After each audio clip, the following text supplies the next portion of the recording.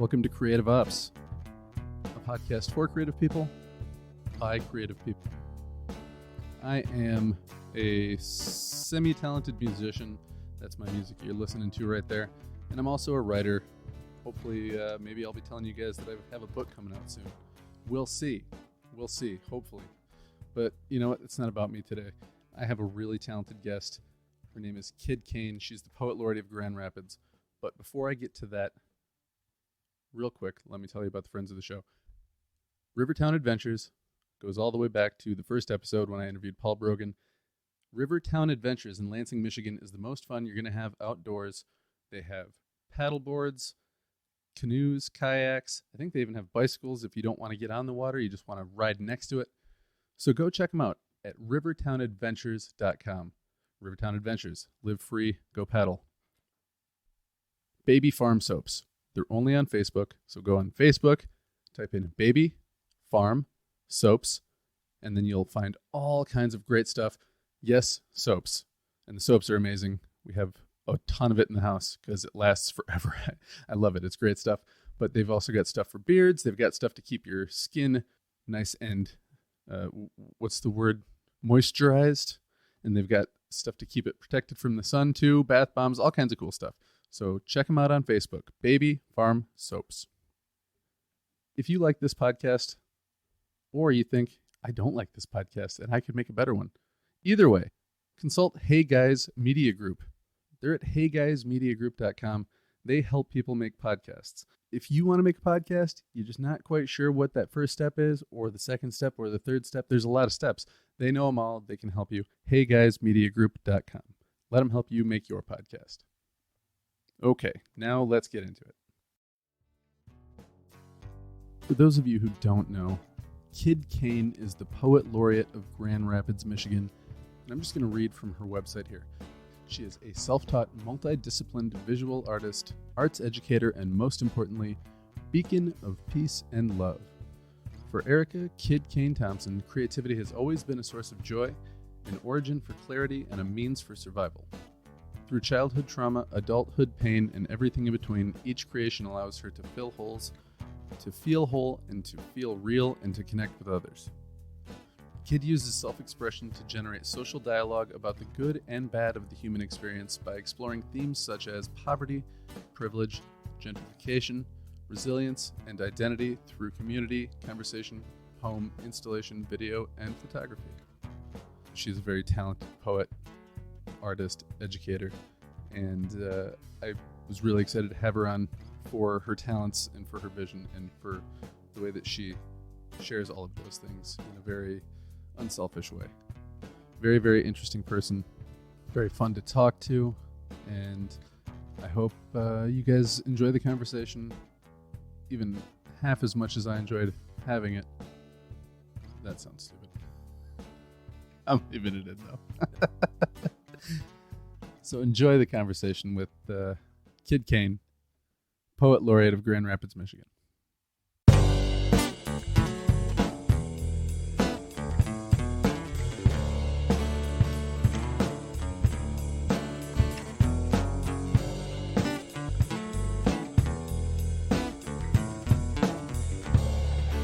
Some people might see that and be like, hey, that's racist and offensive. I saw that and I was like, that's hilarious. Well, people who would say that it's racist and offensive should know what racism means. And they should also know that, white men have ruined lots of things. And they've had their hands in the pots of ruining lots and lots of things. And so for one of Bill Gates' goons to come while I'm at South Haven at the beach trying to enjoy the sunset and stand right in the way of my shot. It was just right in alignment with what white men tend to do, which is over-explain and be audacious as fuck. I don't know. Huh? Oh, were you enjoying this? This is mine now. Yeah, like, oh, you thought you thought not only have I, had a hand in enslaving your people, redlining your communities, I'm also here to let you know that the sun is temporary and I will block it if I want to. That's right. You know what I'm saying? Real Bill Gates-ish. I was just literally, I had been out by the water, taking some pictures and some videos, and I went in the car to warm up, and I was just like, even though I can't be out there, this is just so beautiful. Look at the sunset. Yeah. It was beaming off of my face. I was literally glowing and getting ready to tell my TikTok followers about how pure Michigan is, and a white man strolls right into the view of my shot and stands directly in front of the sun, and I'm like, oh, there's a white man in my shot, they ruin everything. Oh, he really blocked the sun. Bill Gates as fuck. Like, I mean, I don't know if people know that Bill Gates and Harvard have had a plan for many years to geoengineer and block. I hear a lot of stuff about this. Rays from the sun. I guess it's been postponed, but it was just like, I just thought it was very interesting that a white man stood right in front of the sun as I was trying to enjoy it. It was like Bill Gates and his gang to block the sun from me, someone who's been particularly perturbed about the idea of them geoengineering and controlling the rays of the sun for climate change. And I think that there are other ways that we can. It wasn't one of the things they were talking about, like putting a certain kind of like reflective dust in the atmosphere. Yeah, it's kind of almost like chalk dust. Yeah, in the atmosphere to prevent some certain rays from, hitting the Earth's surface. And I think we're all depressed enough. I think we need all the sun that we can get. Dude, and I'm telling you, because we're starting to come into like some nice weather in Michigan now, but this winter was hard, man. Like my mental health, I've seen it take a nosedive more so this year than any other year, and all I can attribute it to is just the pandemic, and then you're forced inside. You can't be outside, can't be around the people that you want to be around, and then when you turn on the news or listen to anything, all you hear about is just totally fucked up social stuff all over the place. That's definitely a factor, for sure. This is actually complete opposite for me. I set the intention last winter to not have the winter blues, to not be depressed. I have an immense amount of trauma and triggering things that happen during, from about October to March, and this is definitely a time where I'm in a dark space and I'm just like completely unhappy. You can't go outside, we can't visit with everyone, but I think the power of the mind and the intention that you set for yourself has the power to really shift the trajectory of your life if you give it the ability to do so. And so last year, after I was incredibly sad all the years prior, I'm in my 30s, so I've had many years of winter blues from being, a poor person whose family didn't necessarily have all the means to give me like that fancy holiday time, so just like a lot of blues, a lot of loss.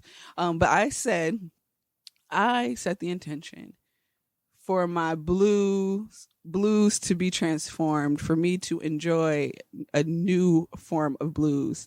And something that I know for sure is that I love Michigan. I think it's one of the most beautiful places, and I don't see myself leaving. And so I found myself trying to figure out ways to where I wasn't pissed off all winter long about the fact that it was cold outside, about the fact that I couldn't, go out and explore and enjoy. And then it dawned on me that every season is here for us to acknowledge and admire, and for us to lean into. And so this year I leaned into winter in a way that I hadn't before. I was outside and saying, okay, every time I step my pinky toe out the door, I am perturbed and upset about how cold it is. What can I do to transform these moments, these times, And so I just start hanging out outside and doing all this stuff and really breathing into the frustration that I would have about being so cold. And you weren't really outdoorsy much before that, outside of going from one place to another. No, I'm definitely outdoorsy in all the other seasons that are more palatable and more comfortable. Right. But not during the snow time. Now I spend most of my days outdoors. And this is a relationship that I've been cultivating with outside for about 7 years now, but winter has always been excluded. It's always been this time where I'm like going to cuddle up with somebody's daughter and eat food and binge watch TV. And now I don't, and this year I decided not to do that. And so I did all of the things that I would typically do at the beach in a snowbank. You know what I'm saying? I took my comfortable chair outside in the middle of winter. I bundled up. I took books outside. I did stretching and qigong. I wrote poems in the dead of winter. And after a while, my body stopped responding in this adverse way.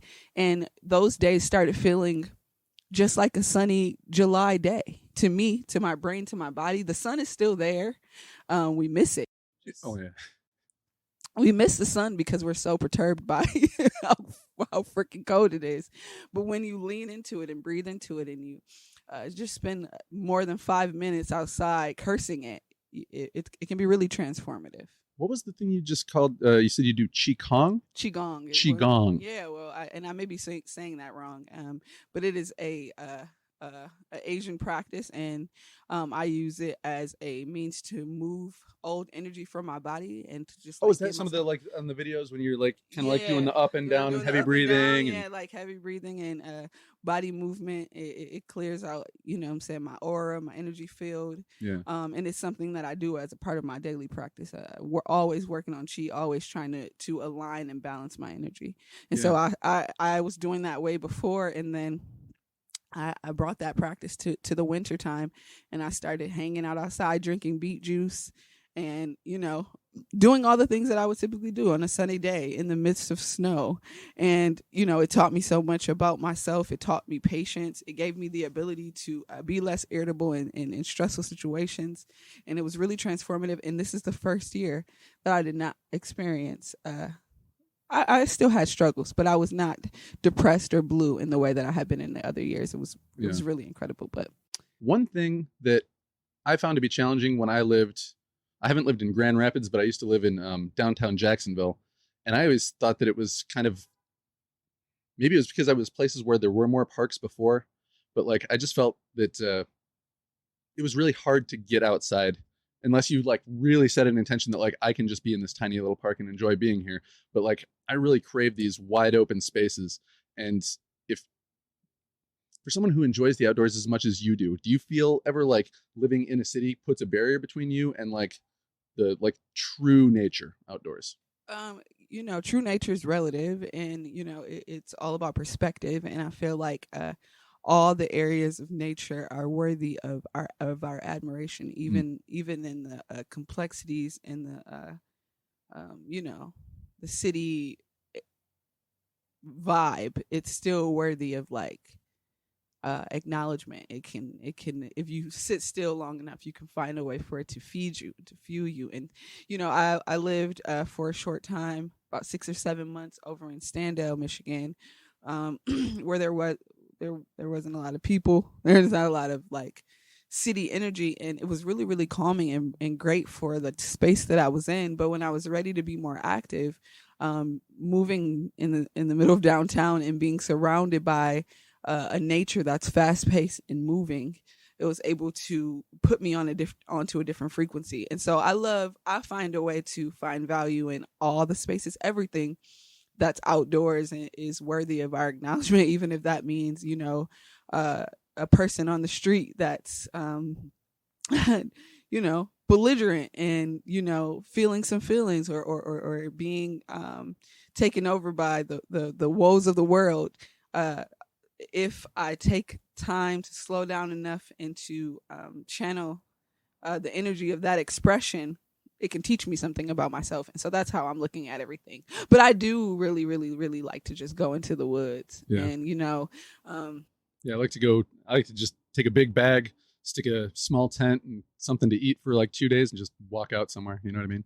Yeah, you know, I don't feel as privileged to be able to go out and live that way, because as a Black person, as a woman, you know, just that freedom is not something that I'm necessarily afforded. I'm working to reclaim that and to find spaces to where I can just go out and be that free and just say, hey, this is where I'm going to be.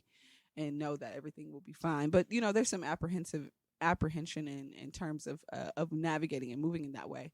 But I've definitely worked towards just exploring and trying to be as free and fearless as possible, just because I benefit and I grow from that. And so I've been, exploring just parks all around, anywhere. I just go on the map sometimes and just be like, oh, all right, this is over in Burton, Michigan. Let's go. Yeah. Let's go see what that's like. And and I'm not there for overnight, but I'll go there and spend hours there just playing in the dirt, climbing on trees, and giving my body space to do some things that it didn't get to do as a child, because I didn't really get to be a kid. So now I get to go out and kind of from this childish place, enjoy and explore the woods.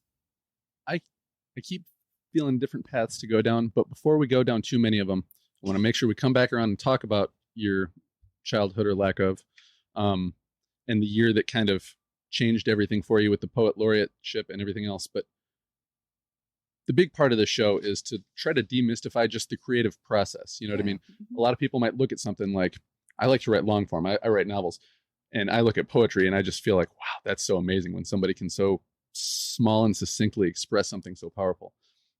So I want to try to get into your head a little bit about like, how do you approach poetry as a person who both appreciates it and writes it?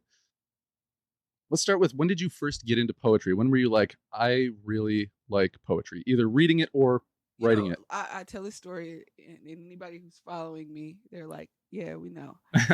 But yeah, I learned about poetry in elementary school, and it was an opportunity for me to use language as a friend, as a family member, as somebody. Like, I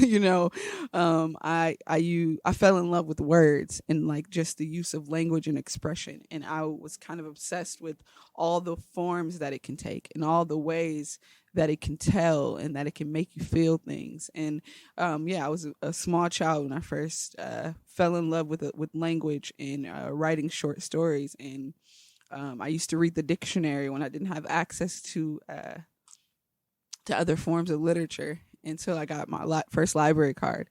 And I remember walking over to the library and renting out or taking out more books than I could read. But it was just like, it was almost like this little scarcity complex. Like, if I don't get them all, they will be gone. And so I found myself just kind of in love with books, and also not having the opportunity to live a lot as a child. I was able to live vicariously through stories and through books and through television. That's interesting. Mm-hmm. Yeah, I hadn't thought that perspective before. Okay, so when let's fast forward it to when you actually start going, you know what, I'm pretty good at this. I'm going to start putting it out in public. I don't know that I ever felt like I was pretty good at it. It was just like, this feels really good to me. Yeah. And I guess it was exciting to see people respond to me in a way that let me know that, my expression was important, and I believe everyone's is. I appreciate your humility, but there must have been a point, even just from reactions, where you go, okay, I must be good at this. No, right? I think that the first, what happened is I was working at a mortgage company doing title work and other stuff like that. And I was working like 16-hour days, and my mental health was failing. Mm. And I was unhappy. And the only thing that I could do to find happiness was spend more of the money that I was earning on better food. So I was just ordering more expensive food, and that was the way that I was living, because I was like literally working 16 hours a day. Yeah. I ended up getting laid off, and around the time that I got laid off, I had started my relationship with the outdoors. I had started my mental health journey. I didn't really have a choice, because my mental health was failing because I was working so much. And I was going to ask you too. I've been fired from one job that I actually kind of liked. And I don't know if you liked that job or not, but just getting fired from a job is a very jarring experience. Like, I don't know what it did for you. Did that have any effect on your mental health or your outlook? I was actually relieved that I would have some space to, even if it had just been 2 weeks, some space to just breathe and to like tap into myself for a little while. And I did. I got a small severance package back then, and had a little bit of time to just be like, who are you? What do you like? When you're working that much. I also helped my mom raise my siblings, so I was always on the move, constantly involved in something, and just never really having the time to just like commune with my own body, my own thoughts, my own heart. And then after a little while, I started delivering pizza for Domino's.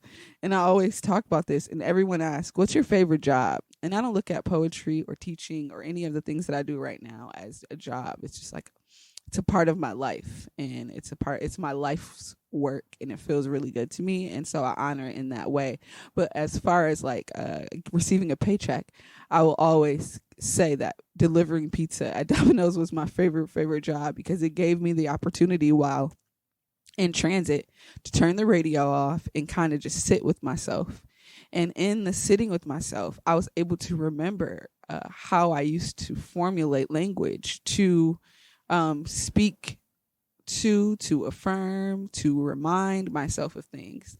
And so I would literally be in the car driving, coming up with poetry that I can now look back in retrospect, that was there to teach me so much about what was coming next for me.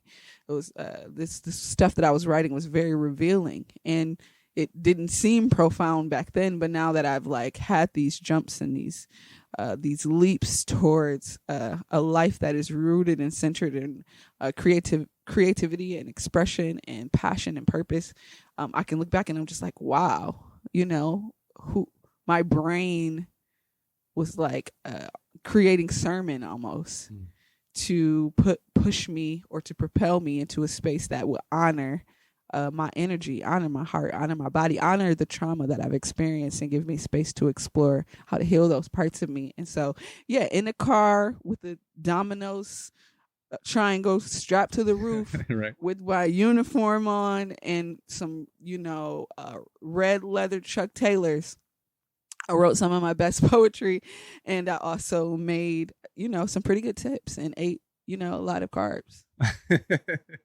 I worked at a Little Caesars when I was in high school, and yeah, I definitely put some weight on working at a pizza place. But I didn't drive though. Actually, ours wasn't a delivery place. It was a Little Caesars that used to be Chuck E. Cheese. Then Little Caesars bought it. Now it's out of business, but they tried to kind of keep that Chuck E. Cheese feel. But yeah, that I didn't get a lot of time to myself. I just had a lot of time eating pepperoni off the off the bar. So when you actually sit down to write a poem, how often, I don't know if it's easy to break it up in this kind of way, how often do you sit down because you have an idea and you go, oh, I got to do this? And how often do you sit down and go, I'm going to write today. Let's see what comes. It's a mix. A lot of times, because of the way that so I found poetry in elementary school, and then I refound poetry in about 2013. And the way that I found it is just by reciting, and so memorizing things in my brain, because I was driving and I could not sit down and actually write. And so I think that habit has never really gone away. A thought will come to mind, and in that thought, it'll be like, I would like to explore that line. I would like to explore this like segment of stuff that's rolling around my head. So sometimes I sit down with that. But more recently, I've just been saying, let's free write and just see what happens. And, that came along with me. First of all, I'm a spoken word. I am a person who started as with the intention to perform the poetry. Like that is one of the things that I went into it like, I like poetry on the page. That's cool. But the part that I enjoy is the performance and what that looks like, and making sure the words come out just the way you want them to, right? Yeah, and that changes because I'm an energetic flowing being, that literally a body of water. And so you may hear me say a poem one time and it might have a word in it that it doesn't have another time. It may show up in this type of tone one way, and another time you see me it might not. It depends on how. Or you might stop in the middle of a poem to acknowledge the audience. Yes, yeah. So it gives me the freedom to express and explore and connect with the words that I've written in the space that I'm in the time in which I'm performing it. So that's very important. But as a poet who did not learn poetry in the traditional form by way of like learning about old poetic form, I've been here to acknowledge that the way that I express and the way that you express and the way that another person expresses is it's unique to you. Yeah. And so while it's beautiful to learn about different types of poetic form and to honor grammar and all of these things, what's most important is for me to honor myself, to honor the expression of my own body, to honor the history of my heart, to celebrate my spirit. And so it's nice to learn about all these different forms and meet all the fancy stuff that comes along with like maybe learning poetry at a university, or what I'm saying. Those are cool, but there's nothing more beautiful than like hearing someone express from their like heart authentically, without concern of any kind of form constraints. Just literally writing your own wave, and that's the way that I connect with the art form. It's just like, I'm just here to be myself, share my words, my expression, and cool, I can maybe make a nod at the way Shakespeare wrote a line, but I don't care. Right. And so honoring your own form is the most beautiful part of art. That kind of makes me curious though. Have you ever tried to write like a Shakespearean style sonnet, or where you're like, oh, this line has to do this and this, and you follow this. Absolutely. Ha, ha, ha, ha, yes, and you learn those things and you allow them to inspire or impact your personal expression. I just realized that I did not pay my meter. You need to. That's fine. No, it's fine. We're fine. I just wanted to say that, and you can keep that as part of this because I love to be human. But yeah, no, I definitely, and it's not just him. I'm looking for people who have lived similar experience. I listen to I read Audre Lorde and Maya Angelou and all these incredible artists, and I listen to hip hop and Jay-Z and Kanye, and I'm listening to poets, and they're showing up and manifesting their hearts in different ways. But I respect the way it's honored. Samo or Basquiat. When I was a young person, probably about 14, I was first introduced to his work, and I was like, he just scribbled. And like, I know a child that could do that. And I couldn't understand the complexities of the expression because my brain is attuned to valuing perfect form and like seeing things that mimic real life. And I'm like, that's cool. And it does take talent, but there's nothing more beautiful than someone honoring their own expression.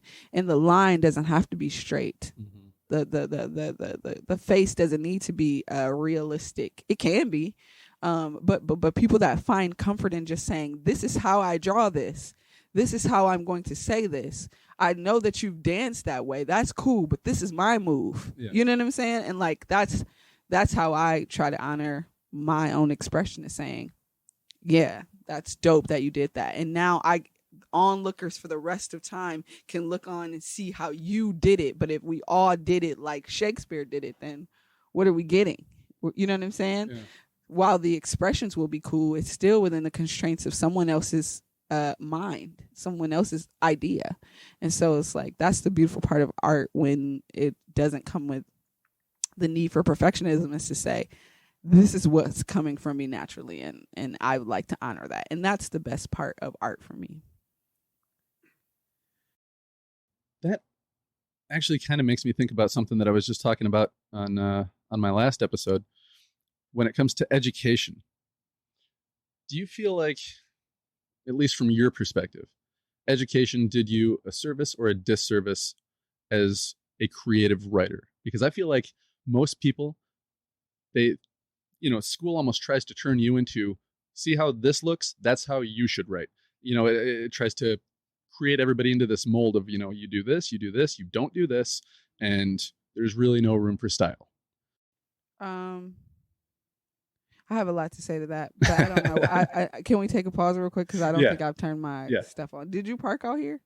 Yeah, but I parked in the garage.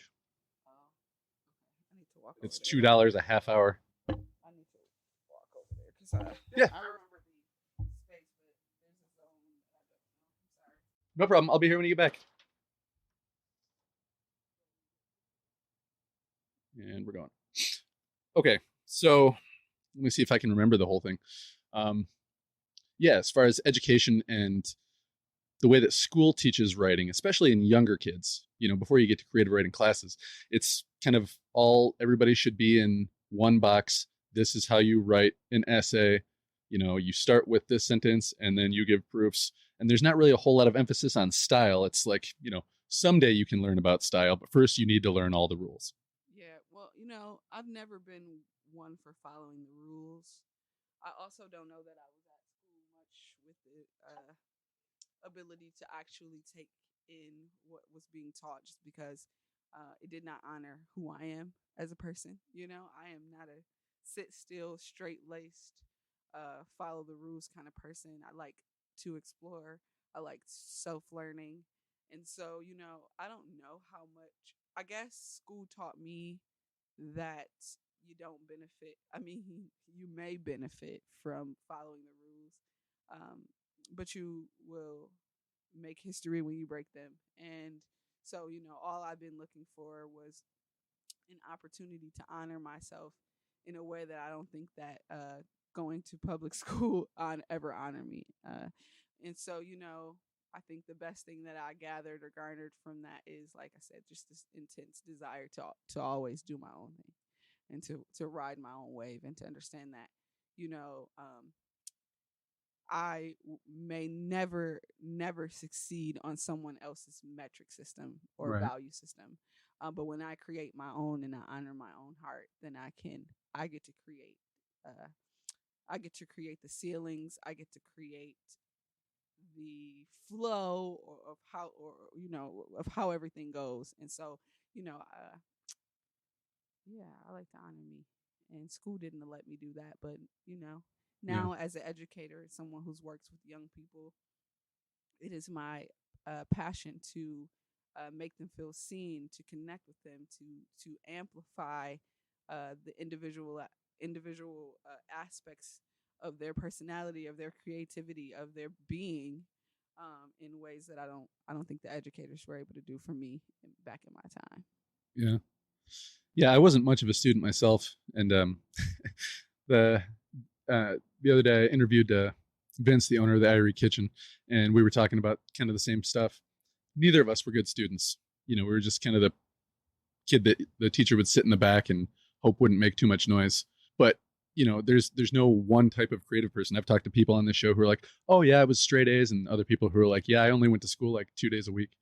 Where do you fit in that spectrum? Like as far as I went to school all the time, and I was basically there to because I had to be and to do the bare minimum, and it never really felt like what I was learning was like super imperative to what I'd see my family experiencing on a day-to-day basis. Yeah. It's like, a lot of us are forced to grow up really early and to kind of see life from this like different realm and perspective. And I could see clearly that, I was just there filling the space, and I did have some teachers that lent positively to my experience and that taught me things. But it was far and few between, enough for me to be like, I can count the instances on one hand, and also can acknowledge how starved I was for, anybody that took the, not an extra step, but took a step in the direction of trying to show me how to, I always use the word honor myself, good word. Be okay with who you are, Erica, or who you are, Kyd. Be okay with, the way that you're showing up here. And like, the people who let me know that I was important and that I was talented, and that like saw me beyond my ability to memorize something on a test. Yeah. All right. So if I heard you right, you still write, at least, first draft, mostly by just saying something in your head or out loud, or do you go right to a pen or computer now? Mostly in my head or out loud or on the back of receipts and napkins. And it's or I wake up most days at 5 a.m. to start my routines. And sometimes on the days where I'm too tired to write my routines, I'll get a little blanket tent and go under there, and with my phone and only me and the glow of the phone there, I just like start typing out feelings and emotions. Sometimes I dream poems, and I wake up as quickly as possible to be able to be like, man, wow, that was kind of profound. But I don't, it used to be this thing where it's just like, I want to write a poem for the people. And it's just like, no, I want to express myself and I want to put it out. And like when I put it on the page, it becomes a poem, but it really is just a reflection of my own mind, body, spirit, heart, my experiences as I'm experiencing the world around me and different energies, and because I do spend a lot of time outside, I end up reflecting on what I've learned from sitting amongst the trees or sitting below the clouds in the sky, and just like watching a patch of grass grow or a moss grow in the location that I go to over time, and just using each of those instances to teach me a lesson or to learn me something. And in the learning, it's not what comes up in my poetry now is just like a reflection of my experiences. And so it used to be this thing where it was just like, I want to write a poem about this. I want to look at this injustice. I want to look at this thing that happened and write a poem about it. And now it's just like, I want to express my heart, and there are no rules for that. There's no form for that. I create the form. I create the rule. I create the lines. I create the line breaks. And there may be some people that say that what I did was wrong, but that's for them. Yeah. You have a really healthy attitude just in general when it comes to like not getting too bugged out by how other people might react to you. Yeah, that's not my concern. I have so many concerns. But has that been something that's, first of all, I don't become stronger in you as you've become more public, or have you always been that person? I kind of always been that person, because it's like, what you eat doesn't make me shit. How you, that's something that someone, my grandma said that all the time when I was growing up. So whatever I've never heard that. Oh, shout out to Black grandmas everywhere, and all these people that come, and teach us all this stuff. But yeah, no one is ever going to. It may sting you if you give it space to sting, hearing someone's expression about you. But at the end of the day, the way that people perceive you is literally a reflection of their own heart. And so the way that I perceive most situations is through this peaceful, loving lens. And so I'm always able to see beauty. And so that I reflect beauty back to someone who expresses themselves, no matter how imperfect, no matter how wrong. I am not inflamed by someone else's opinion. Yeah. I'm not.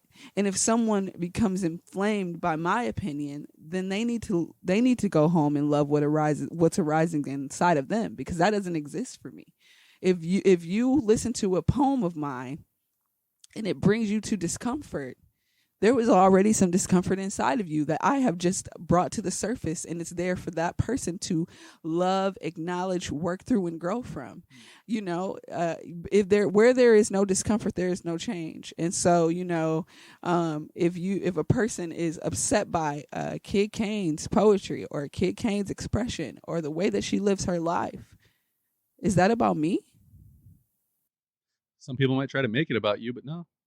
And they wouldn't catch me, because I'm gonna be drinking beet juice in the snowbank. Yeah. You know what I'm saying? They're gonna be trying to start Twitter beefs, and you'll be having a good time. Yeah, and I don't go to. I rarely go to comments. I could care less. Sometimes there are things that come to me directly, and there is a part of me that still wants to do the dance of argument or debate. Yeah. But the larger part of me that's just a step to anybody's ego, right? Because we get caught up in the things that are passionate to us, like for you, poetry. And if somebody has a strong negative reaction to something that we identify with, that kind of, like you said, it might sting even if you don't dwell on it. Like, we can't help but acknowledge our egos unless we're under the influence of something. Yeah, I think that so many of us end up in situations where we become consumed with the expressions or the validation of other people. And it's like, I can't feed myself with your validation. I cannot heal with your validation. I cannot do nothing, your opinion, your expression, it can't do anything. And so I think neutrality is something that has been very, very essential in my growth and my ascension, is by, pain is fleeting, pleasure is fleeting, happiness is fleeting, excitement is fleeting. All of these things that we experience, it comes and it goes. It comes and it goes. And so if I give pleasure, put pleasure on this pedestal, and then it goes, then where does that leave me? It just drops me right down to nothing. If I am in pain and I say that this is the worst thing I've ever experienced, and then it goes, if I identify with that, then who do I become? You know what I'm saying? Yeah. Am I just a collection of moments of either right or wrong or good or bad? No, I no longer live within the confines of these like polar opposites, heaven or hell. I grew up Christian, and I know that as a Black queer person living in the world, I'm always missing the mark according to society, and to sin is to miss the mark. And when I was living in a time where I was always feeling like I was missing the mark and not in a space where I was honoring my true expression because I was so afraid of what was going to go wrong, I was living a miserable life. The moment that I stepped outside of it and said, heaven or hell, that doesn't make sense to me, I don't like it, I'm going to stand over here. And when I stepped outside and I stood somewhere else, I was like, this is nice. I don't really have any, my fear is decreasing. I don't have all these things that are like trying to box me in. And so I'm also not boxed in by anybody's praise or anybody's, disdain. That's the flip side of it too, right? Is people say, well, I don't engage the negative stuff. But if you look at the positive stuff, that's really the same thing. Yeah. Like, it was in the, I think it came out of the Bhagavad Gita or some ancient text that said, like, the more or less, I'm ruining it, I know, that the key to happiness is doing something that brings you pure joy with no focus on what's going to come of it. Yeah, you literally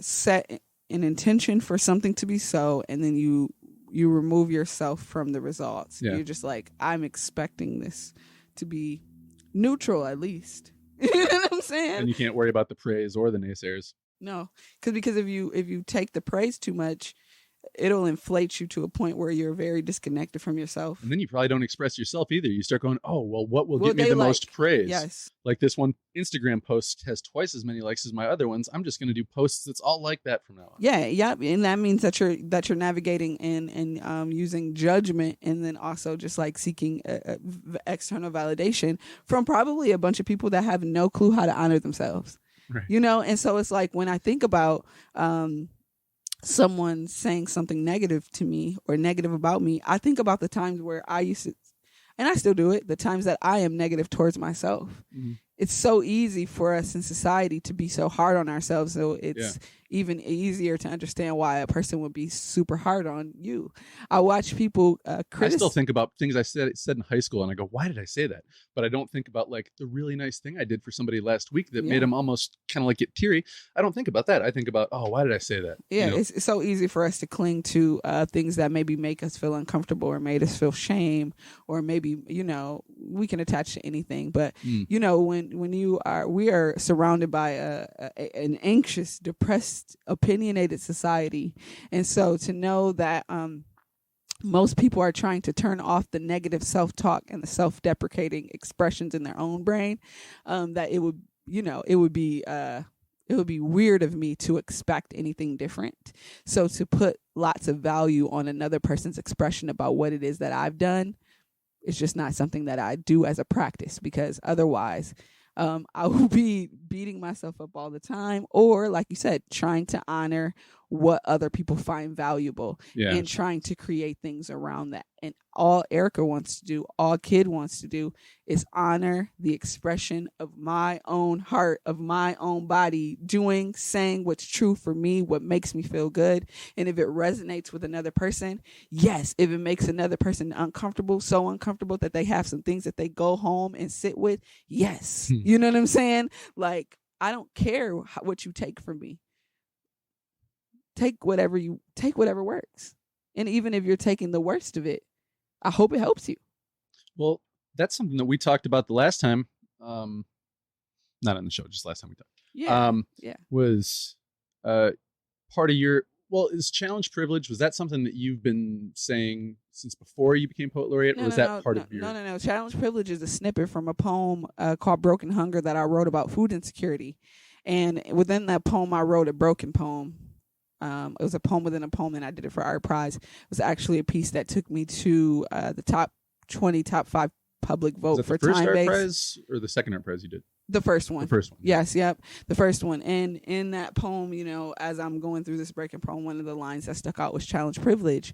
And, when we think about privilege, it's very normal for us to automatically just jump right to whiteness, right? Because we know that white supremacy, systemic racism, and all these things have been, a part of our society so much, and that typically we're seeing white people benefiting from all the privilege that comes with all of these racist systems and all of the racial bias and things that happen in our country. But privilege for me is more about acknowledging self enough to see where you stand in the world. And when you can see yourself, you can see your family. And when you can see your family, you can see other people. And when you can see other people, you can acknowledge and empathize with what they've experienced, because you shouldn't have to experience what somebody else experienced in order for you to honor that and to try to do things that can shift and change the trajectory of those other people's experience. And so as a Black queer woman that grew up poor with a single mother in a city that has barred us from lots of financial opportunities and quality education, and the list goes on, I can still sit here with lots of privilege and to say, I'm a woman and I'm a queer woman, and that's more palatable to some people than, a queer man or a trans folk or, whatever. There's just like so many, I'm cisgendered, I'm able-bodied, I have use of my opposable thumbs, I can articulate myself. You know what I'm saying? There's so many levels and layers to privilege, and the areas in which you're oppressed doesn't necessarily negate you from the areas in which you are privileged. And so having that conversation, yes, I definitely hope it trickles down to whiteness, but white people are not at the center of my scope, so that expression wasn't necessarily for them, but I hope it resonates. Yeah, well, because when we talked about that the first time around, I think I had asked you, does anybody ever get mad at you when you say challenge privilege? Because I live in the suburbs, I always have for the most part, and it's just a very quote unquote privileged area, privileged life, whatever you want to say. And I know a lot of people that I just automatically think of like the type of people in my neighborhood that would hear someone say you should challenge privilege. So and go, why? Because just because you're privileged doesn't mean you're a bad person. Did it make you feel uncomfortable when you heard it? No, I wanted to know more, but it didn't make me uncomfortable. Okay, yeah, because I always wonder like where those types of questions come from. Is it like Well, I mean, I have been around and know people who I can say are 100% racist. And they're the kinds of people that are the ones that say, oh, just because such and such, if your skin color is a certain thing, you think it's entitled to make you that's ignorant. You know what I'm saying? And that's just that's an expression. I didn't know how much of that you got. Because anybody that feels like they would want to come to me about where I literally just laid it out. I'm Black. I'm poor. I've been cash poor most of my life. I have lacked lots of access and lacked quality education and not been able to afford continuing education and going into a space that could honor and maybe propel me to different heights. Even in that understanding of all the ways in which I've been oppressed, I can still stand before you and say that I'm a privileged person. If you can't get to that inside of you, that's about you.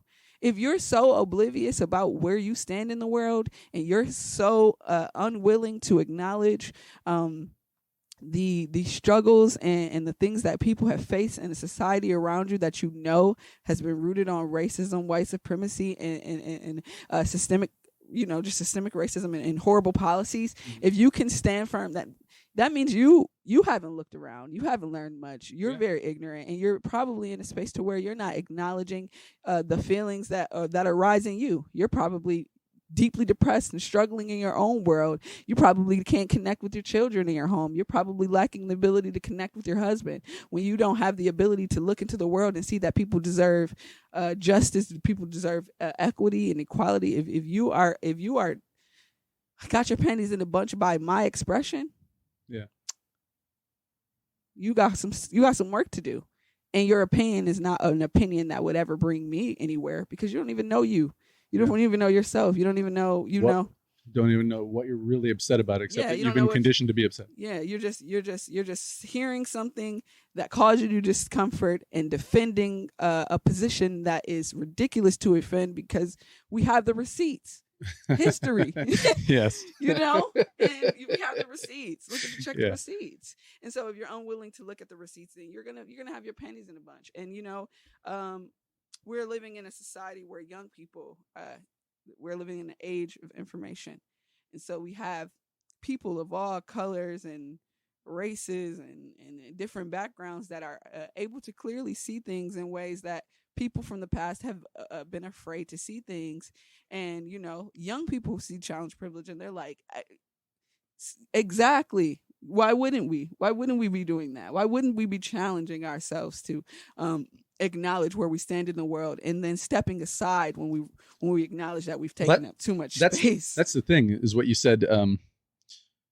Challenging yourself and your own perspectives versus the small segment, hopefully the very small segment of the population that would instantly see that saying and the person who said it and just get upset, like, oh, is this supposed to be something where the underprivileged are supposed to take down the privileged? But no, it's not about that. When you're super familiar with the fact that racist policy has reigned and people have been left out of opportunity, so much so that like the Major League won't even play the All-Star game in Georgia now. I don't know what you're talking about, but because they've got those the racist voter suppression laws that they're either passed or tried to pass in Georgia, and Major League Baseball was supposed to have the All-Star game in Atlanta, but they were like, yeah, if Georgia wants to roll like that, then we're just going to take this game somewhere else. See, we have the power to shift and move in whatever way we decide to or desire. But if you're looking into the world and you're unable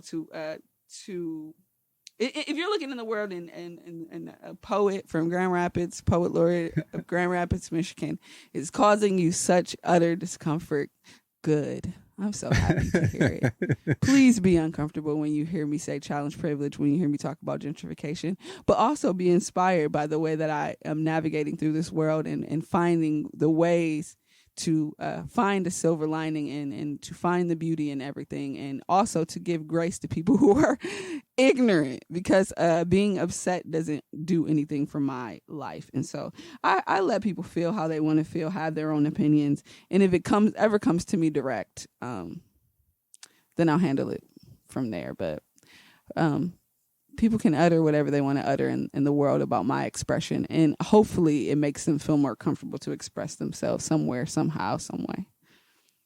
All right. In case people don't know, I'm not sure if you've ever said this before, but you're a queer Black woman. I am. I taught in a school that was I mean, technically it wasn't all black, but 98% black. And one thing that I noticed when I taught, and that was a few years ago too, but there wasn't much negative talk about gay women, but gay men, it was like in that, at least that part of the community, it was like that was almost the worst possible offense for a guy was to somebody to say that he was gay. But I didn't see heat coming at the women like that. Is that? I don't know that is specific to the black culture. I just think that it's more palatable because people are able to fetishize two women in a way that they may not necessarily be willing to do with two men or two non-binary people. I never really thought about that before. Yeah, because definitely there are guys who are like, oh yeah, man, two lesbians. Yeah, so now it's cute. It becomes a fantasy. Yeah. And also, yeah, I think that that's just something that happens across the board. Yeah. That I don't know that it's anything specific to us. I just think, it's cuter to think about women, and they also minimize, queer femme relationships and make it, just in this way that you can we're not like hitting each other with pillows and wearing sexy negligees, but they can fantasize about that and make it, you know what I'm saying, make it whatever it is that they want to make it, Yeah. And so, I mean, there's nothing wrong with fetishizing or there is something wrong with that, but there's nothing wrong with looking at two men and being like, ooh, as a queer woman, I do that. And I can fantasize about, what that looks like. But I don't think that the rest of society is there, Yeah. and so they're not doing that. But definitely, you get a little easier acceptance when you're queer and deemed attractive. Because I know that there are like more masculine presenting women that probably get the same amount of shade that a man would get because they because they look butch or yeah, they air don't. quotes butch. Yeah, they don't. And it's really unfortunate that our society has basically given clothing and presentation like gender. Like, you know what I'm saying? So it's just like, oh, if a girl or a woman or, just a female born person has a short haircut or they feel more comfortable in a loose fitted pant or, just different clothing, they immediately assume that there's a lack of femininity present. And, I think a lot of people in high school probably thought my wife was a lesbian because she always had really short hair. She would wear like secondhand old people's tops and then like those big ass Jinko jeans. You know what I'm talking about? So, and then, yeah, like military boots or something like that. So, yeah, I don't know. But to me, I saw that and I was like, damn. Yeah. She doesn't look like all these other girls out here. And she shouldn't. And we should all be able to express ourselves. A poet, and I don't know the exact name, but a poet, her name is Amanda Zarelli, and she used to be in the scene back in the day, but she says in a poem, if I don't know exactly how it goes, but something along the lines that a man still wearing a man wearing a Barney suit is still a man. You know what I'm saying? Yeah. A person wearing a Barney suit is still a person. And so like I think that we get so caught up in the external component, the art of the when we get dressed, that's a form of our own personal expression. And so the fact that, where you shop at a store can deem you more attractive or less attractive, or the style that you decide to dress can determine, your gender. Like people do that. It's like, if a man is wearing a dress, he's still a man. He's just a man that likes a dress. You know what I'm saying? Well, unless you ask him and he says, no, I prefer to be called. Yeah, of course you honor people's expression and you honor their I used to know a guy pronouns. But that he was straight up, I'm a man and I go by he, him. I just really like wearing flowery dresses. And he had like a beard. Exactly. And that's what I'm saying. It's not to say that doesn't happen where, there are some people who have shifted identity or changed, and that's a part of their internal expression. Yeah. Because just as someone could, just as a male born person could wear a dress and decide I'm a man and I just like to wear dresses. There can also be a male-born person that says, I don't identify with any gender, and I like to wear dresses and suits. Which and I can really throws baby boomers for a loop. It really, I don't think it's just baby boomers. I think it just throws so many people for a loop because there's a box that's been created, and if you step outside the box, people just are so uncomfortable that they can't find acceptance in, how a person chooses to express themselves, and that is just wild to me. And it is a part of my privilege to say that, for the most part, I've been in spaces as a queer woman to be very palatable to some. And that's a part of the privilege that I get right now. But if I shaved my hair tomorrow and take on a new moniker with a different name or something like that, the people that used to love me and find me endearing may shift, because discomfort and discomfort settles in people when they see things that they don't understand. Yeah. Okay. Well, that probably is a good segue into the elevated love language. And I want to make sure we talk about that. We're getting close to an hour. So, well, let's talk about how you became the poet laureate and then lean into the love language. I know from talking to you previously that you were part of the, I don't know if you call it the search committee or the whatever to find the poet laureate. Oh, yeah, no, I was just on the poet laureate committee. I was asked by some folks at the Grand Rapids Public Library to be on the committee.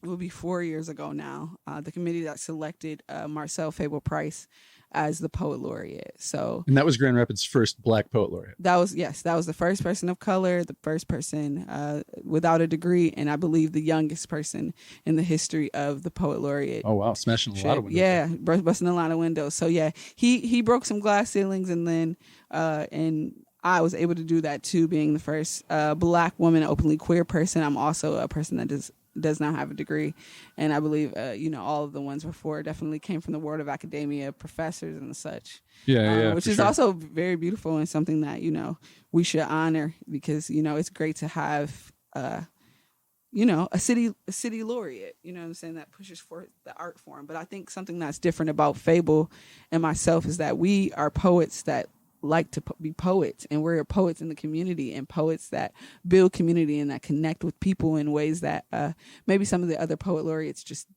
didn't. They just lived in a different world, and literary magazines and publishing and very, very, very honorable things. But I'm in the streets with it. You know what I'm saying? I'm in the streets. And when you're a performance poet, we up late, before COVID, up late out in the bars, performing in bars, and, just really, really hungry and thirsty for the opportunity to express ourselves in a way that was raw and honest and authentic. And, that doesn't necessarily fit in the within the confines of poetic form and poetic perfection that you learn in the world of academia. Let me ask you real quick. Yeah. Does being on that board, that selection committee, automatically put you in the running for it the next time? No. Or how did you go from committee member to? No. The selection process is everybody applies. You got to submit your body of work, what really? I didn't know how that all went down. Oh yeah. No, there's an application process where you submit your creative resume, you submit poems, you create a proposal, a cover letter, proposal for what you would do with your laureateship. What you do with the laureateship over the 3 years.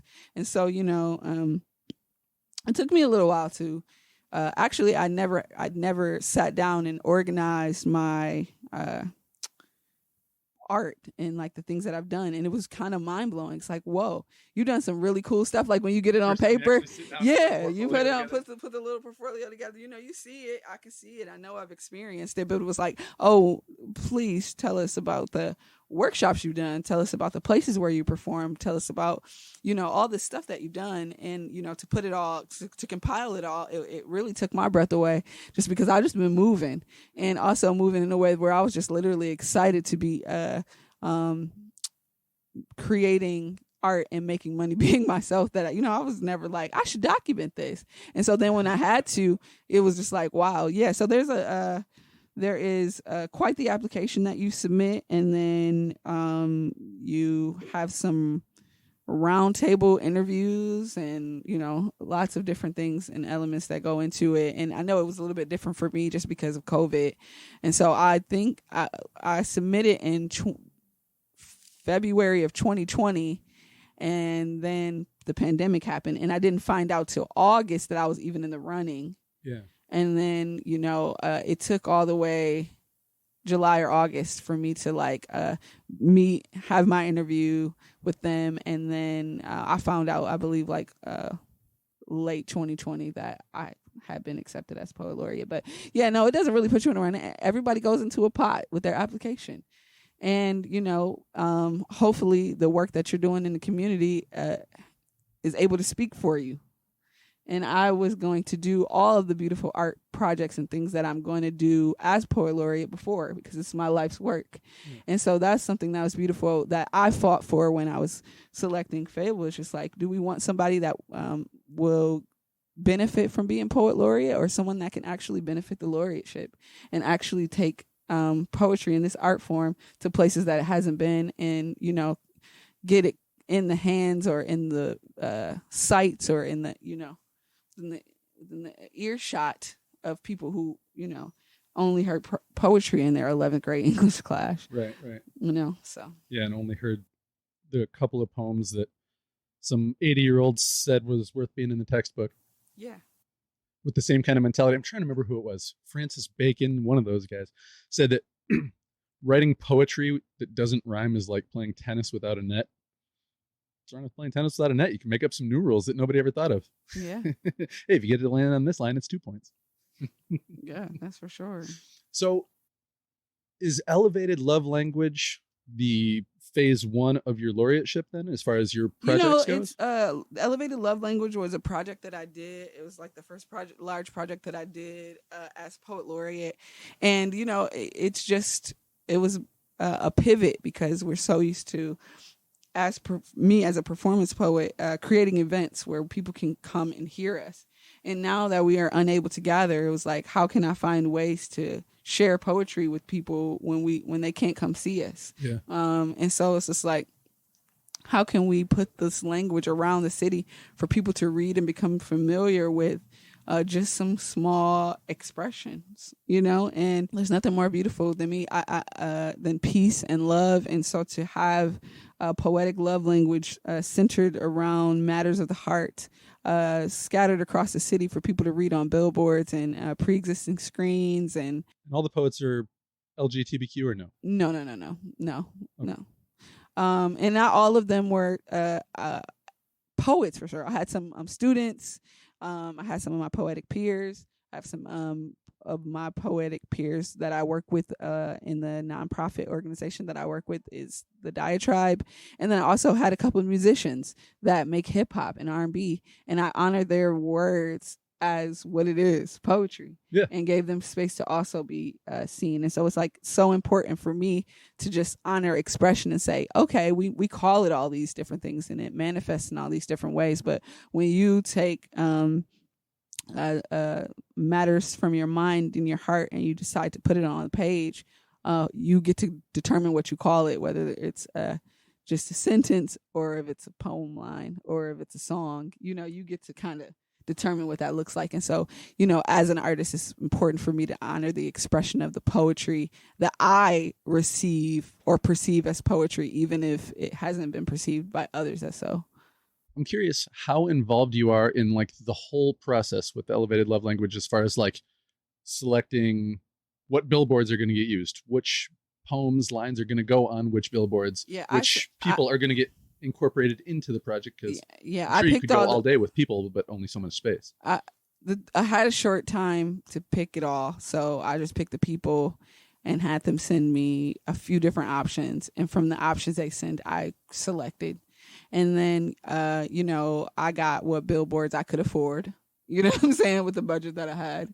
Okay, I was going to say that you could afford, or that the budget you were given. I was going to say, hopefully they didn't put that all Oh on no, you. no, no, no. I had a, you get a Yeah. project budget or whatever. But Yeah. whatever I could afford with the amount of money that I had, and took whatever available billboards. I was able to still get some really, really great billboard locations for this. Yeah. And yeah, it's a hive mind mentality that I have. It's like, how can I not own? Because I could have put all Kyd Kane poetry up everywhere. Which is what I thought was actually the coolest thing about it, is that it's your project, but if you were looking at it, you don't see any trace of you anywhere in there, right? Or does it say Kyd Kane somewhere real small? Yeah, Kyd Kane Poetry Presents. Does it? Oh, okay. I was so focused when I was driving by the one on 131 that I just looked at the thing in there. Yeah, and that good, because it was about the honoring the expression of the person on the billboard. But it was a project that, that was a brainchild of mine, and me just being like, man, we're so used to. I hosted an open mic for several years. I went to open mics all the time, and it's such a regular part of what we do to just get up and say it. Yeah. And so now, just like, as poet laureate and trying to pivot, it's just like, okay, let's do this. Let's try this and see how it resonates with people. And it got really, it's beautiful that you brought all those people along with you, instead of just being like, I could say something about this here, and I could say something about this here. Yeah, and I don't want to do that. And it shows a lot of maturity and security, I think, in yourself too, to be like, it doesn't have to be about me. Let's talk about this person that you don't know. Yeah, and that's something that I can also say that the previous poet laureate inspired me to do, which is like bring more awareness to poetry citywide, not just individually, and also just like this man cared about getting us paid and making sure that people and organizations in the city didn't take advantage of us, and said, hey, state your worth, stake your claim. Yeah, and there's not like some poets union that negotiates. Yeah, right. Paid this much no, per hour. No, there's no poet union, and he, what I'm saying, and he's also just been a guy that's just like, all right, I'm doing this, and we're gonna bring Kyd on, or we're going to bring Gleason on, and all these different poets from the city of Grand Rapids. He's working to try to give them a platform, and I definitely looked and was like, I really appreciate that. I like the way that you brought me along. And so there's a bunch of poets and artists that I value in the community that maybe haven't had access to the opportunities. And as a poet laureate, that's my goal. It's just like, yeah, you guys have been hearing me say poems for so long. So it's like, now I get an opportunity to say less and give other people space to express, because I have had the privilege of expressing in so many different venues and so many different places, especially here. And now as I intend to expand my reach and perform and share my work in other spaces, I'll open up space for more people to be able to enjoy the art of poetry from the poets that are here, because there's so many of them, and there's so many people that don't know that they're poets. And I'm excited to get to the heart of the poet in all of us as poet laureate, because I'm here to be emotional for the city for the next 3 years. I get to be vulnerable out loud, and hopefully that inspires other people to do the same, because life gets better when we acknowledge our feelings. Yeah. I used to do some workshops with middle school aged kids for writing, and then try to put out some like educational stuff about just like how to write a short story, or like get into free writing to find an idea, stuff like that. Mm-hmm. Because I've always talked to people who are like, oh, you're a writer? I want to do stuff like that, but I'm no good at that. You know what I mean? Like, or I just don't have the skill or the talent or the, intuition or whatever to tap into it. That's the saddest But if you part. get somebody to just put a fucking pen in their hand and say, sit down, start writing your feelings, just start writing them. Yeah. It doesn't even matter if it makes sense. It doesn't matter if you spell. It doesn't matter if you get periods in there. You can fix it later. Or doesn't have to be any fix. And that's what I was talking about earlier. It's just like, art is our creative currency. It comes from our body, and society has conditioned us to think that there's a certain way something has to be expressed for it to be good or bad. Right. And it doesn't. It just I feel like a lot of that comes from, sorry to interrupt you. I feel like a lot of that comes from school, because pass or fail. Yeah. And me and Vince were talking about this yesterday. If you're going to succeed at something, you're going to fail more than you're going to succeed. Yes. But in school, what's the worst thing you can do in a class? Fail. The word failure has this connotation to it that's just dirty and wrong. It rhymes with hell. Pass or fail, heaven or hell, all these confines, Yeah. And it's just like, it doesn't have to be that. It just has to be honest. It has to be true. It has to be authentic to you.